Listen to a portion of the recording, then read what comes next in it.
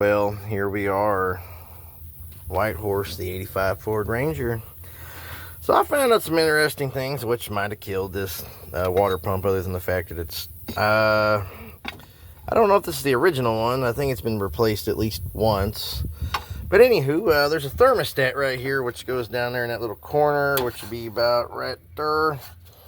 Well, the problem is, when I changed the thermostat out, there was also one up here. And it's weird because that down there, which is right here, also here, there's also a thermostat.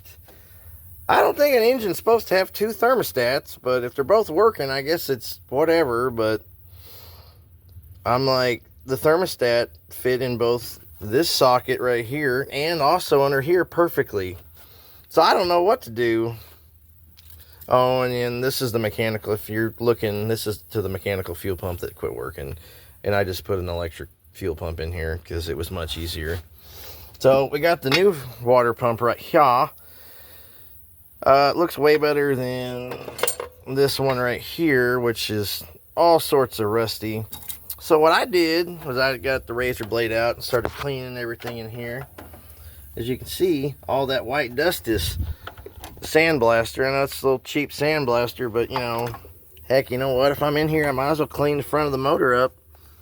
Heck, I've knocked stuff off. We're down to the original gray that's on this motor, which is fine with me. I don't really care. The one bolt that's setting me back, I'm gonna have to weld a nut to it, and hopefully it doesn't snap off in the block. That you'd have to weld a nut to it, but I welded a nut to it and it twisted off 3 times. But guess what? It's coming out. Twist her out. Ah, screw it. Shazam, she's out. Yep, pinged it with a hammer above it, around it, on the dead center.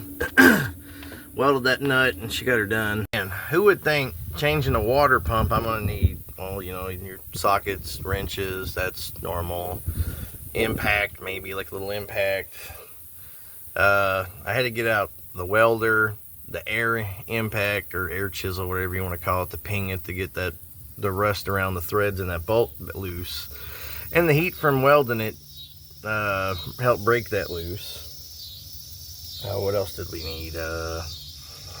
You know, normally when you're doing a water pump, especially when you're not in the rust belt. If I was in the rust belt, this would probably just be normal, but I'm in Oklahoma, so.